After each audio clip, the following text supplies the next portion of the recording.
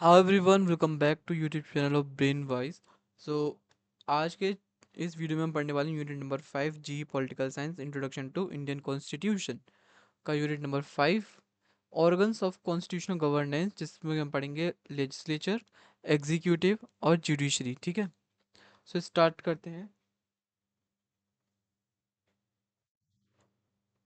कि एक सेकेंड। ठीक है, तो हम पहले स्टार्ट करते हैं इंट्रोडक्शन से। इंट्रोडक्शन करेंगे, उसके बाद सारी कुछ चीज़ जानेंगे। ठीक है, तो इंट्रोडक्शन स्टार्ट करते हैं। The Indian Constitution establishes a system of governance based on principle of separation of power।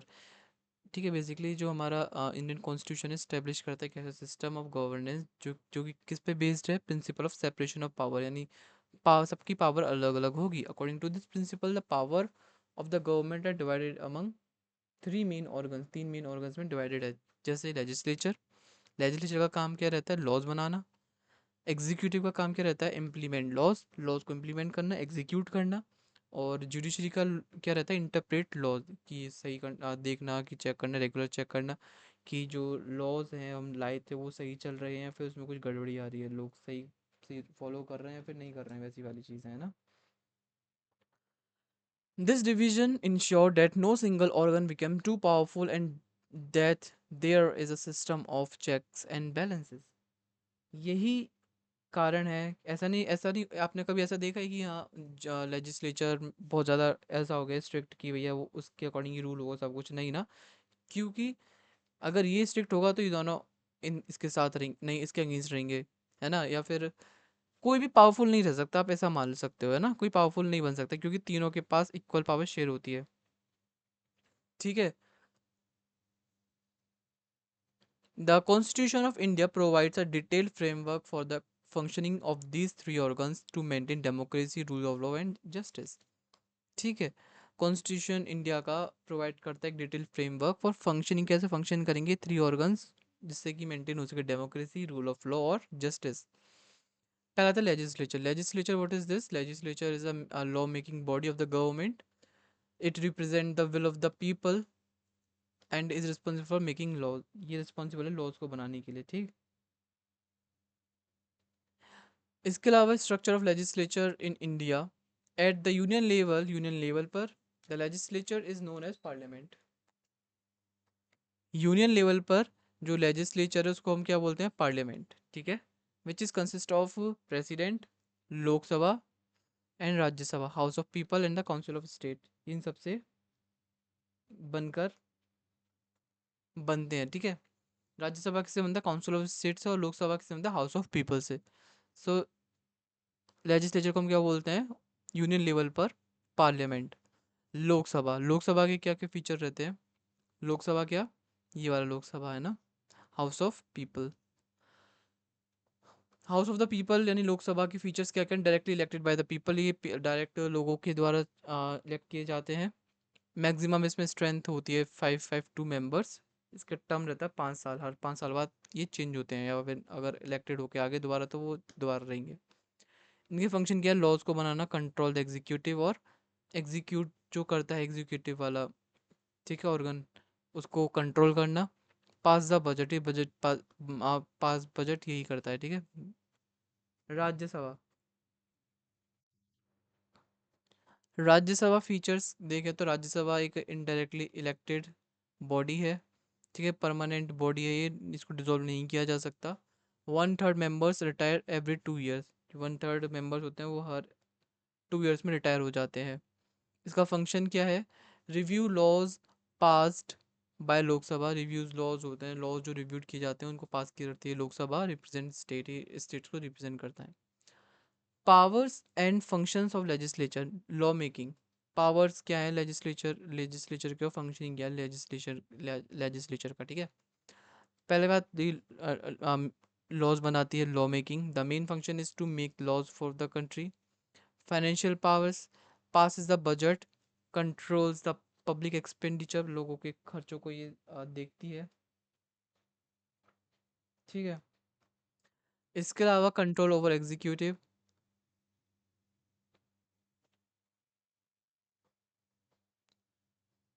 तो control over executive questions ministers, ये मिनिस्टर्स को क्वेश्चन कर सकते हैं क्यों ऐसा क्या है।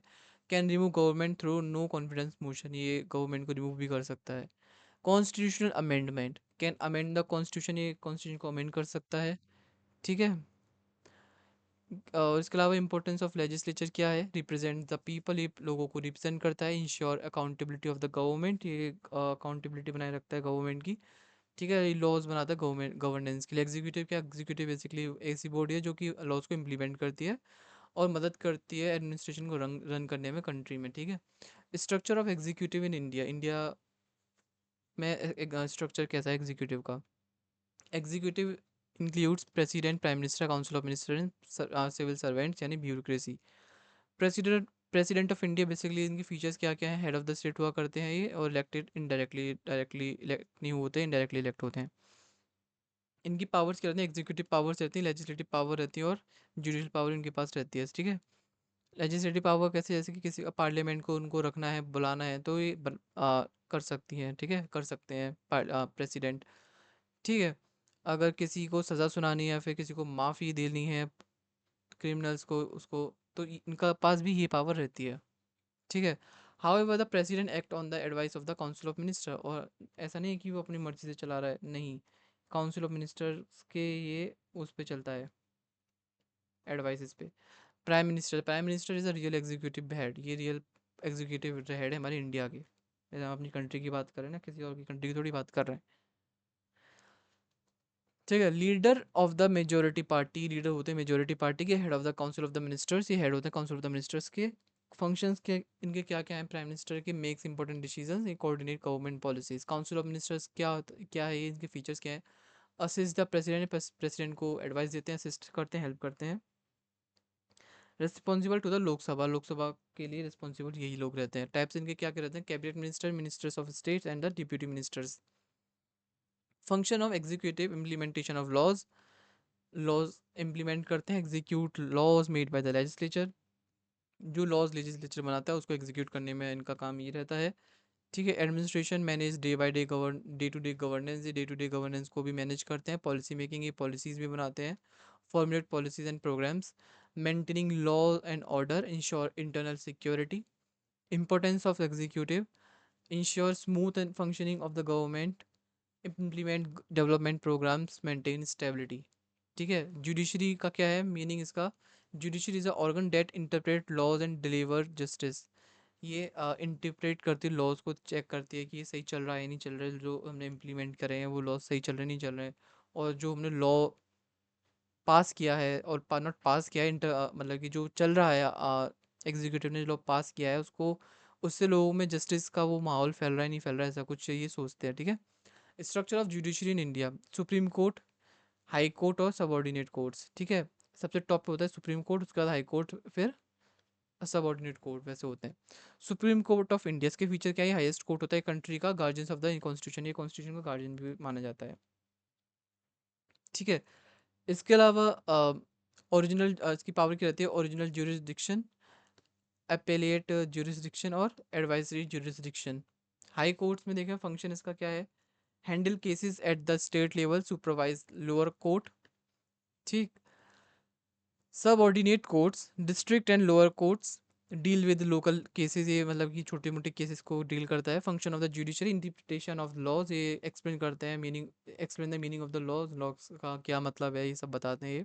प्रोटेक्ट करते हैं फंडामेंटल राइट्स, सिटीजन के राइट को प्रोटेक्ट करते हैं। ये judiciary reviews, it can declare law unconstitutional, ये भी कर सकते हैं, कोई वॉयलेट करता है कॉन्स्टिट्यूशनल कॉन्स्टिट्यूशन को तो वो उसको अनकॉन्स्टिट्यूशनल डिक्लेयर कर देते हैं। ठीक है। Settlement of disputes, resolve disputes between individuals, state and government. ठीक है। ये रिजॉल्व करें डिस्प्यूट अगर इन सब में होता है तो। Importance of judiciary, ensure justice, ये जस्टिस को इंश्योर करता है, प्रोटेक्ट करता है कॉन्स्टिट्यूशन को और मेंटेन करता है रूल ऑफ लॉ को। ठीक। Separation of power, the Indian constitution follow the principal of separation of power but not in a strict sense, हमारा जो इंडियन कॉन्स्टिट्यूशन फॉलो करता है principle of separation of power करता है, लेकिन ज़्यादा स्ट्रिक्ट सेंस में नहीं करता है। एक्सप्लेनेशन इसका देखें तो legislature makes laws, executive implement करता है लॉज को और जुडिशरी इंटरप्रेट करता है लॉज को। इनका इंपॉर्टेंस क्या है, प्रिवेंट कंसंट्रेशन ऑफ पावर, यानी कि किसी एक के पास ज़्यादा पावर आई जा रही है और बाकी छोटे छोटे हो रहे हैं, नहीं। ये करता है, प्रिवेंट करता है, बैलेंस को मेंटेन करता है ये, ठीक है। Checks and balances, each organ control the other, each organ control the others to prevent misuse of power. इसको हम एग्जांपल की तरह समझे तो लेजिस्लेचर कंट्रोल करता है एग्जीक्यूटिव को नो कॉन्फिडेंस मोशन के through, executive influence legislature, executive influence करती है लेजिस्लेचर को ऑडियंसेस के थ्रू, ठीक है। Judiciary checks both through judicial reviews. Relationship among the three organs are independent but interconnected, independent होते हैं लेकिन इंटरकनेक्टेड भी होते हैं एक दूसरे से। लेजिस्लेचर एंड एग्जीक्यूटिव कैसे कैसे रहते हैं। Executive is responsible to legislature, जो एग्जीक्यूटिव होती है वो लेजिस्लेचर के रिस्पॉन्सिबल हुआ वो करती है, ठीक है। Judiciary and legislature, judiciary reviews करती है लॉज को, रिव्यू करती है लॉज को कि सही है नहीं है, ठीक है। अगर नहीं है तो उसको अनकॉन्स्टिट्यूशनल डिक्लेयर कर देगी। Judiciary and executive, judiciary ensure executive follow the law, judiciary ensure करती है, चेक करती रहती है कि क्रॉस चेक करती है कि एग्जीक्यूटिव लॉज को फॉलो कर रहा है फिर नहीं कर रहा है, ठीक है। Challenges in the functioning, conflict between organs, कभी कभी कॉन्फ्लिक्ट भी होता है ऑर्गन्स के बीच में, इन तीनों के बीच में, ठीक है। जुडिशियल ओवररीच और पॉलिटिकल इंटरफेरेंस भी देखा जाता है, डिले इन जस्टिस, ठीक है। Despite this challenges the system work effectively, effectively यहाँ पे काम होता है फिर भी इतने चैलेंजेस के बाद भी। कंक्लूजन देखें, the legislature, executive and judiciary are the three pillars of the Indian democracy, each organ has its own functions but they work together to ensure good governance. The system of separation of power and check and balances prevent misuse of authority and protects democracy, ये democracy को protect भी करता है, ऐसा नहीं है कि बस यूज मिसयूज अथॉरिटी का नहीं कर सकते ये लोग, और प्रोटेक्ट करना डेमोक्रेसी को, प्रिवेंट करते हैं basically misuse of the authority. Thus, this organ play a crucial role in maintaining stability, justice and development in India. ठीक है, ये था हमारा यूनिट नंबर 5। नेक्स्ट वीडियो में पढ़ेंगे unit number 6। So for this video thank you so much, do like comment share subscribe.